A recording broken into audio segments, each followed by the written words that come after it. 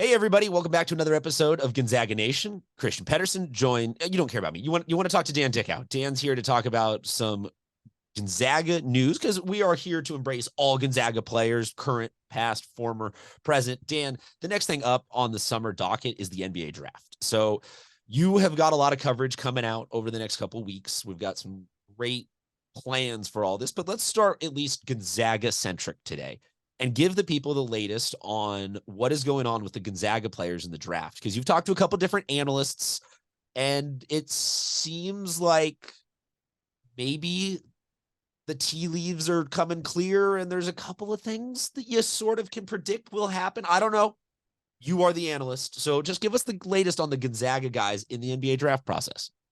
Yeah, the more I'm reading and a little bit of the insight that I have that is not privy to the general public is it looks like Julian Strawther will absolutely be drafted in the second round. I don't think he's going to sneak into that first round just from what I've seen, what I've heard.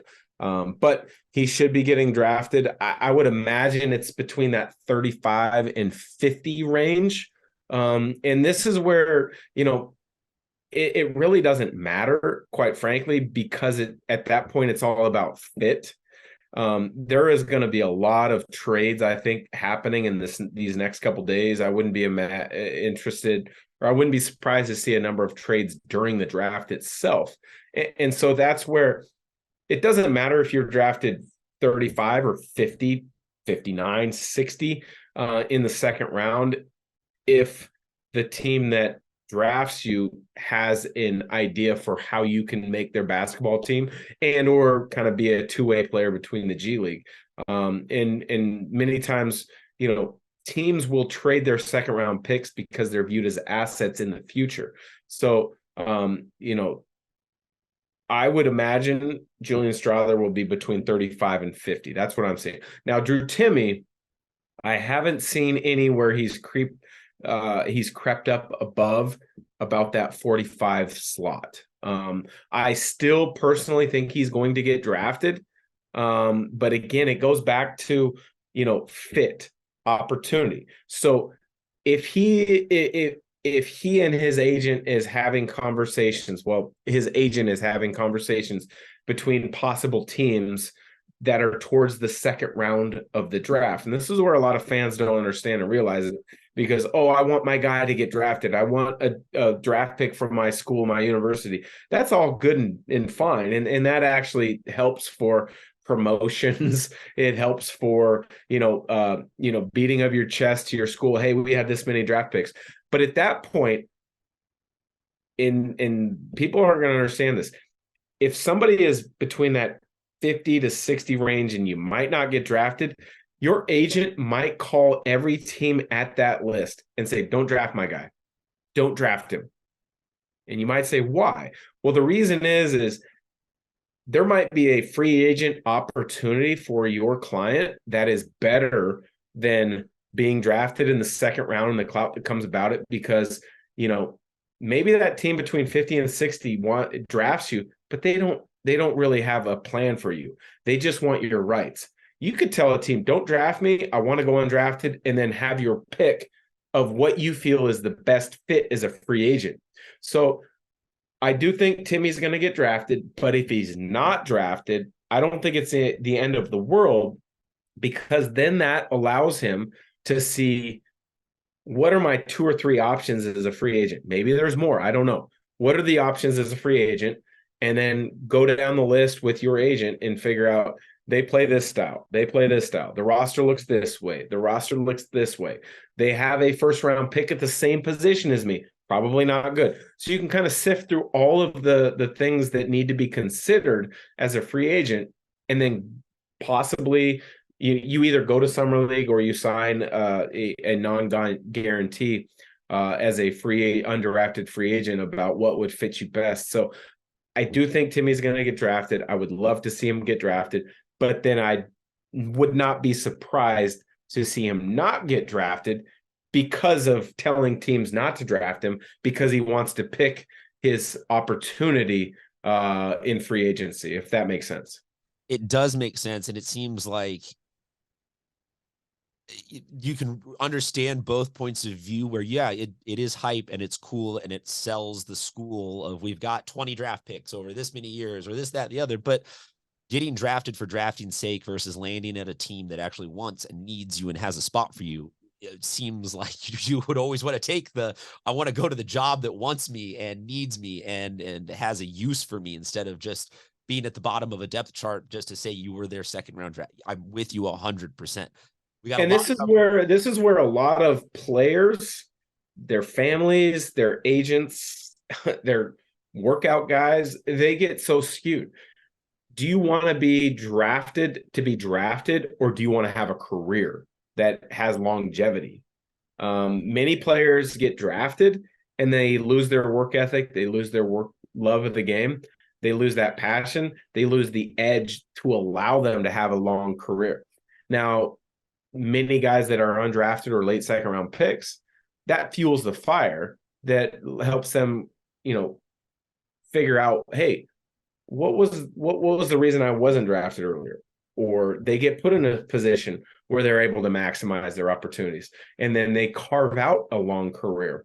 I think Udonis Haslem is a perfect example.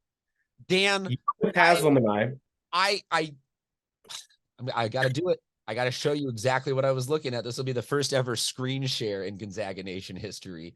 Well, as you're pulling up, was the literal Wikipedia page that I was verifying information of. I was on Udonis Haslem's Wikipedia page, just making sure, because yes, I was going to say you would much rather be Udonis Haslem than anybody that just is able to put first round draft pick 2023 in your Twitter bio. 100%. And here's what I was going to say share with Udonis Haslem. So my draft year, 2002, get drafted, play summer league with the Hawks in Boston. Udonis Haslem was a teammate of mine on that summer league. He was undrafted. He was far and away good enough to play in the NBA the very next year.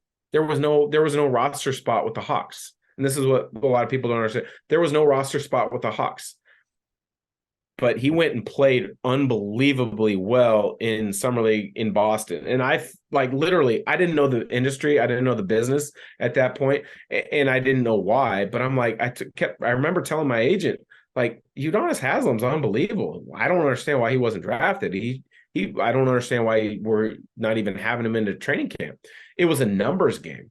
Well, he played well enough that he had teams paying attention to him. Now he went, I believe, to France and played for a year, came back the very next year, played for Miami, made Miami's roster, and now he's been like 18 years or so in Miami. It's a perfect fit. Culture. Yes. Yeah. Yeah, he was an unbelievably perfect fit. And so this is the thing, like with Drew Timme, like, you need to find the right fit. So many players have to find the right fit, skill-wise, athletically, how you fit philosophically, culturally within it. Udonis Haslem has been an absolutely perfect fit in Miami, not to mention for him, and this is awesome for him, he grew up in Miami. So, like, he probably took a sweetheart deal a time or two during the course of his career, but it's paid off. And now, I mean, he could pick a job in Miami with either the Heat, I'm sure, or with corporations in Miami with what he wants just retire and successfully say that he had a kick-ass, very long NBA career. Like, yeah, it goes back to what you said, though, that you can't get too twisted and focused on the singular fact of just being drafted. So yeah. I do think it's interesting how you frame that yes, it seems like both of these teams or both of these players this year have potential draft slots that they could go in, but it will be much more important to watch, like you said, who's doing what trades, who has really what allocation of players. And I almost get the sense that even whatever happens to them on draft day, there will still be a little bit of like, we got to watch and really see how this is all going to play out, because it could still be a tumultuous 12 months for these guys before they actually land in the right spot. Yeah, I mean, I think the greatest example of being in the right spot for somebody who wasn't viewed as a first-round pick but was very good, ended up being a second-round pick, signed the largest second-round pick in NBA history, is Andrew Nembhard, who played at Gonzaga. He started, I think, 65 of the 82 games for the Pacers last year. So it really, sometimes it doesn't matter where you're drafted. It matters where you're drafted, meaning what organization and what the fit is.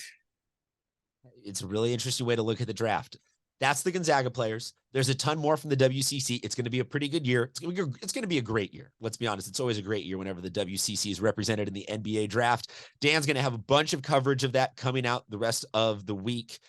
Make sure you keep it tuned to Fan Nation Zags on social media, Twitter, Instagram, Facebook. We got all that. And subscribe to Gonzaga Nation wherever you guys get your podcasts. Thank you very much for listening. We'll talk to you guys next episode.